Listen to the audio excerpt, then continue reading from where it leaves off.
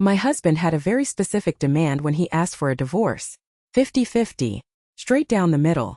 Every asset split exactly in half: cash, accounts, and the house. He said it like it was his idea. Like the symmetry of it was elegant and fair, and something he'd thought through carefully. He had not thought it through carefully. He assumed 50-50 on the house meant we'd sell it, split the proceeds, and go our separate ways. That's how these things usually work. That's what most people mean when they say 50-50. I'm not most people.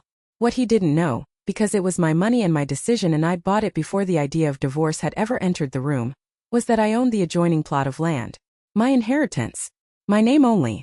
Legally completely separate from our shared assets. I owned the house. I owned the land beside it. And when my husband said 50-50 straight down the middle, I called a contractor. 6 weeks later there was a concrete wall running down the exact center line of our house. His half, no kitchen. No plumbing connection. Not up to building code for habitation. Completely legally, beautifully unmarketable. 50-50. I'm Renata. And I gave him exactly what he asked for. I was married for 9 years to a man I'll call Greg. Greg is 41, works in commercial insurance, drives a car that is slightly too expensive for his income, and has, as I discovered about 4 months ago, been having an affair with a woman from his office for approximately the last 14 months of our marriage. I found out the way you find out things in 2025. A notification that popped up on a shared tablet that was logged into his iCloud. I saw enough in about 15 seconds to understand everything I needed to understand. I did not confront him that night. I called my attorney the next morning. I want to be clear about something that might surprise people. I wasn't devastated in the way I expected to be. I was angry, genuinely, specifically, cleanly angry, but under the anger was something else. Something almost like relief at finally having a name for the distance I had been living with for over a year. When something is wrong and you don't know what it is, you fill in the absence with self-doubt. When you find out what it actually was, the self-doubt evaporates and leaves pure information. I had pure information. I started making decisions with it. Let me tell you about the land before I tell you about Greg's demands, because the land is everything. 3 years ago, my grandmother passed away and left me a modest inheritance. Not a vast sum, but meaningful. My own money, clearly separate from our marital assets. In our state, inherited funds kept in separate accounts and not commingled with marital property remain legally separate in divorce proceedings. My attorney had told me this when I consulted her on an unrelated matter a couple of years back, and I had filed the information away the way you file information you hope you'll never need. About a year before I found out about the affair, I had noticed the plot of land directly adjacent to our home was listed for sale. Small lot, awkward shape, had been sitting on the market for months because nobody had a clear use for it. I bought it with my inheritance money. Separate account. My name only. I had vague ideas about maybe expanding the garden, or just leaving it undeveloped as a buffer from the neighbors. I had not told Greg. Not for any calculated reason. It was my money, my decision, and it genuinely hadn't come up. I owned the adjoining lot. He didn't know. When I discovered the affair and started working with my attorney, I mentioned the lot. She got very quiet for a moment. Then she said, "Renata, don't do anything with that lot yet. Let's see how Greg approaches the divorce." Greg's approach, when I finally confronted him with the evidence and told him I'd been to an attorney, was to go immediately into tactical mode. He wasn't remorseful in any way that reached me through the practiced performance of it. What he was strategic. He had clearly already been thinking about this. He had numbers ready. He had frameworks ready. His framework. A strict, literal 50-50th split of all shared assets. Everything down the middle. He presented this as fairness. As the cleanest possible outcome that avoided prolonged litigation, and treated both parties equally. What it actually was, as I understood in real time, was a calculation. He had done the math on our house's current market value, divided it in half, and decided that was a better outcome than any settlement that took into account fault or the full context of the marriage. In our state, fault isn't a primary factor in asset division. It's an equitable distribution state. But Greg apparently felt that strict 50-50ths was a simpler position to hold than equitable. He specifically said, "The house gets sold, proceeds split 50-50, done." I looked at him. I looked at my attorney, who was on the phone with me via speaker. She was silent. I said, 50-50 straight down the middle. He said, "Exactly." I said, "Okay. I want that in writing." He had it in writing within the week. His attorney drafted it. Mine reviewed it. The language was unambiguous. A 50-50th physical split of all shared real property. My attorney, after we hung up from that call, laughed for approximately 20 seconds. Then she said, "Okay, now let's talk about the lot." Here is the legal architecture of what followed simplified. I owned the adjoining lot as separate property. The lot's eastern boundary was contiguous with the western boundary of our shared home. I had a licensed surveyor establish the exact center line of the shared property, the literal geometric midpoint dividing it into 2 equal halves. I applied for a construction permit from the county. The permit was for a non-load-bearing interior and exterior partition structure. The structure would run along the surveyed center line of the property, dividing it into 2 physically separate units. The county approved the permit after a standard review.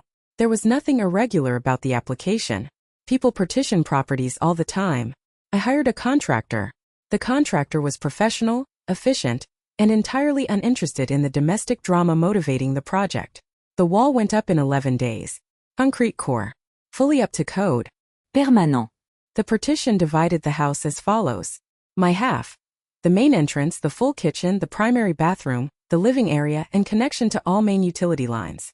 Fully habitable. Fully marketable. My lot next door meant I also had expansion potential that added to my side's value. His half, 3 rooms, a secondary bathroom that was now disconnected from the main plumbing line because the plumbing trunk ran through what was now my side of the partition, no kitchen, and an entry point on the exterior that did not meet current residential building code requirements for a primary dwelling. Technically, he had 50% of the house. Functionally, he had a structurally isolated section of a divided property with no kitchen, no viable plumbing, and no legal certificate of occupancy as a standalone dwelling. Try selling that. His attorney called mine approximately 4 days after the wall went up. The call, as my attorney related, lasted about 40 minutes and covered the question of whether the partition violated the spirit of the agreement. It did not. It literalized the agreement.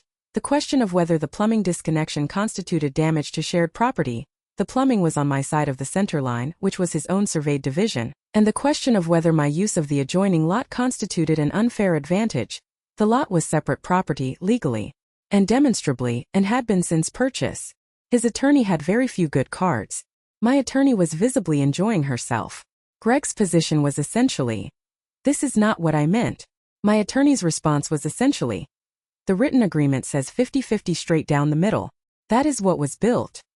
The divorce settled 3 weeks later. Greg, faced with holding an unmarketable half-house that he couldn't sell, couldn't rent, and couldn't legally occupy as a single dwelling, was highly motivated to reach a new agreement. The new agreement was meaningfully different from the original one. I won't detail the financial specifics publicly, but I will tell you that the concrete wall turned out to be the most valuable thing I ever built. The contractor billed me $14,000 for the partition. I would pay that 11 times over for what it returned. I still live in the house. My side, obviously. I've been doing some renovation work, opened up the space where the partition meets the exterior, added a window, turned what felt like an edge into a feature. The lot next door I've started developing into a proper garden. It's the best thing I've done with inherited money, although I'll admit the wall is a close second. Greg is renting an apartment. His girlfriend apparently moved in with him, which feels poetic in a way I choose not to examine too closely. Someone at work asked me recently if I had any regrets about the wall. I said, "He said 50-50 straight down the middle." She said, "Right, but did you have to take it that literally?" I said, "He did."